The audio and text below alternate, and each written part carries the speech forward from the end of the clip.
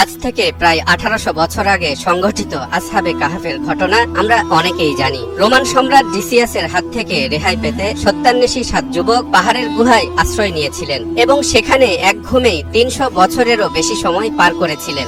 আল্লাহতে বিশ্বাসী সেই 7 যুবকের কাহিনী এতটাই গুরুত্বপূর্ণ তা কিয়ামত পর্যন্ত আগত মানুষদের শিক্ষা দিতে মহান আল্লাহ তাআলা তা কোরআন শরীফে একটি সূরা আকারেই নাজিল করেছেন। তবে আজকে আমরা আসহাবে কাহাফের গল্প নয়, বরং এই সূরার দুটি আয়াতের বিজ্ঞান ভিত্তিক বিশ্লেষণ করব।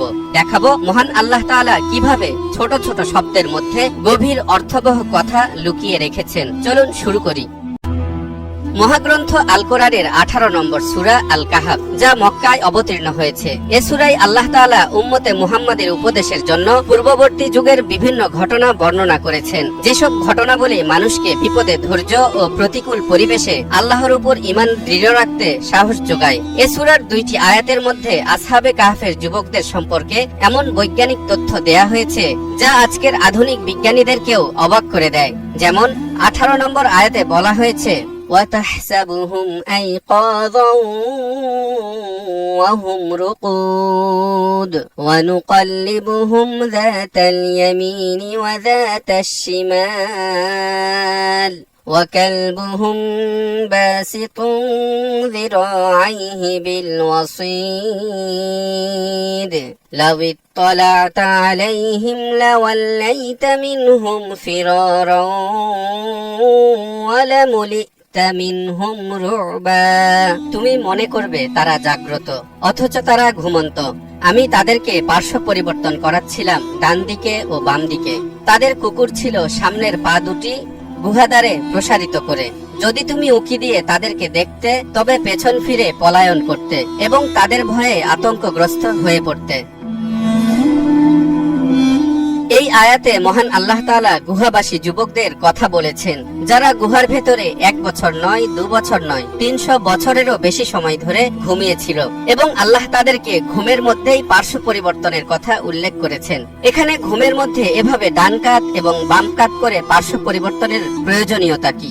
আল্লাহ যেহেতু পবিত্র কোরআনে এমন বিশদভাবে বিষয়টির আলোচনা করেছেন, তাহলে অবশ্যই এর কোনো কারণ থাকবে। কারণ মহাগ্রন্থ আল কোরআনে এমন একটি শব্দও নেই যা বিনা কারণে উল্লেখ করা হয়েছে। তাহলে দর্শক, চলুন দেখি, খুঁজে বের করার চেষ্টা করি কি সেই কারণ।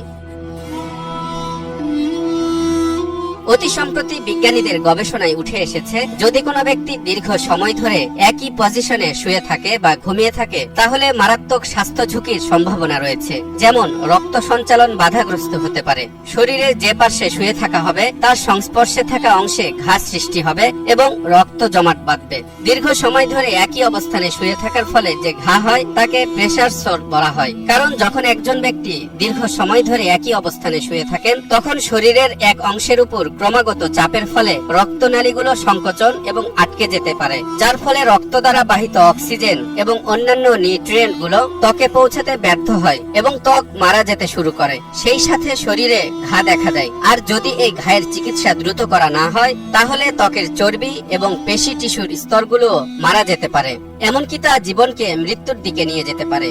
সেজন্যই চিকিৎসা বিজ্ঞানীরা বলেছেন, ঘুমের মধ্যে প্রতি 15 মিনিট পরপর পার্শ্ব পরিবর্তন স্বাস্থ্যের জন্য ভালো এবং তা শরীরের চাপ কমাতে সহায়তা করে। এ কারণেই চিকিৎসকেরা প্যারালাইসিসে আক্রান্ত রোগীদেরকে অন্যের সাহায্য নিয়ে একটি নির্দিষ্ট সময় বিরতি দিয়ে বারবার এপাশ ওপাশ করানোর পরামর্শ দিয়ে থাকেন। এই সূরার 11 নম্বর আয়াতে আল্লাহ বলেন, فَضَرَبْنَا عَلَى آذَانِهِمْ فِي الْكَهْفِ سِنِينَ عَدَدًا। তখন আমি বহু বছরের জন্য গুহায় তাদের কান বন্ধ করে দিলাম। এই আয়াতে আল্লাহ বলেননি গুহাবাসী যুবকদেরকে আমি গভীর ঘুমে আচ্ছন্ন করে দিয়েছি, বরং দরাবা ক্রিয়া ব্যবহার করেছেন, যার অর্থ তাদের কানের পর্দার উপর আঘাত করে কোনো কিছু শোনা থেকে বাধা প্রদান করেছি। এখন প্রশ্ন হলো, আল্লাহ কেন সরাসরি গভীর ঘুমের কথা না বলে কানের উপর পর্দা ফেলা বা কান বন্ধ করার কথা বলেছেন? দর্শক, আবারও খেয়াল করুন, আল্লাহ আল্লাহ কিন্তু বলতে পারতেন আমি তাদেরকে গভীর ঘুমে নিমগ্ন করে দিয়েছি, কিন্তু তিনি এমনটা বলেননি। তিনি বলেছেন তাদের কানের পর্দার উপর আঘাত করেছি, যার মাধ্যমে তাদের কান কোনো কিছু শোনা থেকে বিরত থাকবে।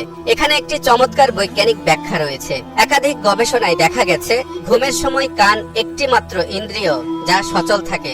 সেজন্যই আমরা ঘুমানোর সময় ঘড়িতে বা মোবাইলে অ্যালার্ম সেট করে রাখি। আমাদের ঘুম যত গভীরই হোক না কেন, অ্যালার্মের শব্দ শুনলেই আমরা ঘুম থেকে জেগে উঠি। এজন্যই মহান আল্লাহ তাআলা গুহাবাসী যুবকদের কানের উপর আঘাত করে এমন পর্দা ফেলেছিলেন যাতে শত শত বছর অতিবাহিত হলেও তারা পৃথিবীর কোনো কিছু শুনতে না পায়। এখান থেকেই বিজ্ঞানীরা গবেষণা করে জানতে পেরেছেন ঘুমানোর সময় কানই একমাত্র ইন্দ্রিয় অঙ্গ যা সচল থাকে।